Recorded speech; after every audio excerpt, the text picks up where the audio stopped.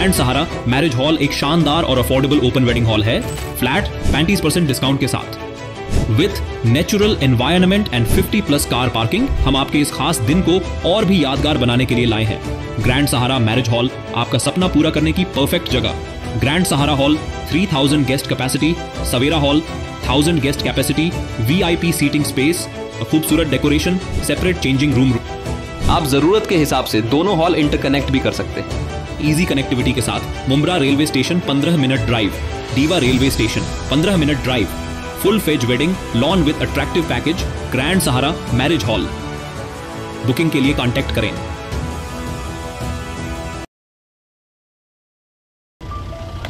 अतिक्रमण मध्ये जी दर्गा येत होती ती आम्ही स्वतःहून काढली। आम्ही आमचा नमाजचा प्रश्न आहे, आमची ही ईदगाह म्हणून जागा होती, ते ईदगाह करता आम्हाला ही नमाज करता जागा द्यावा अशी आमची रिक्वेस्ट है।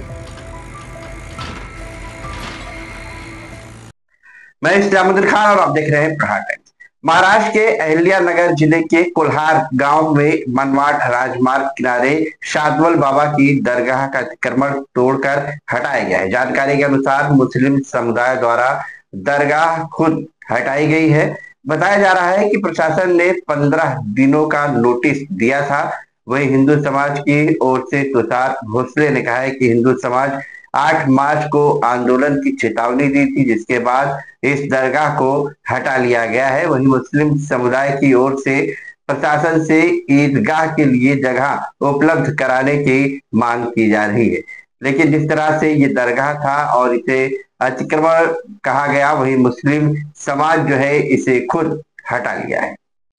अहिल्यानगर जिल्ह्यातल्या कोल्हार गावामध्ये ग्रामपंचायतीच्या 1.65 हेक्टर जागेवर जिहाद यांनी अनाधिकृत थडगं बांधलं होतं आणि त्याचं पुढे दर्ग्यात रूपांतर झालं। अनेक वर्षांपासून हिंदू समाज ते अतिक्रमण काढा म्हणून मागणी करत होतं, पण प्रशासन ते काढत नव्हतं। शेवटी येत्या 8 मार्चला सगळा हिंदू समाज रस्त्यावर येणार होता आणि आम्ही सगळे त्या ठिकाणी बजरंग बलीचं मंदिर उभारणार होतो। पण राज्यातल्या देवेंद्र फडणवीसांच्या नेतृत्वातल्या हिंदुत्ववादी सरकारने काल हे पूर्णपणे अतिक्रमित असलेलं थडगं उखडून टाकलं आणि सगळी जागा मोकळी केली आहे। राज्यात हिंदुत्ववादी सरकारमध्ये जिहाद्यांची मस्ती उतरवणी आता सुरू झालाय आणि म्हणून मी माननीय मुख्यमंत्री देवेंद्रजी फडणवीस आणि संपूर्ण सरकारचं अभिनंदन करतो। बोलो हॅलो,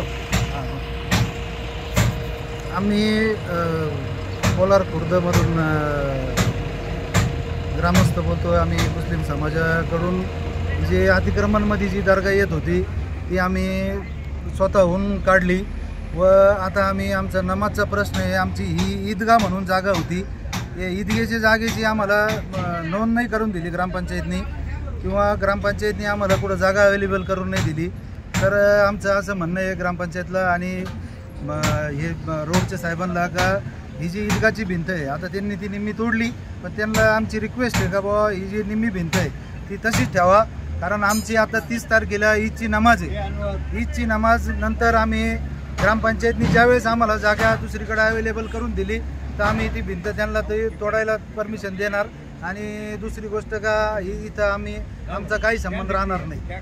तर आणि दुसरी गोष्ट का आम्ही इथं काही ताबा मागत नाही किंवा काही हे मागत नाही, त्यांचं फक्त ती भिंत तोडू नये आणि ते ईदगाह करता आम्हाला ही नमाज करता जागा द्यावा अशी आमची रिक्वेस्ट आहे।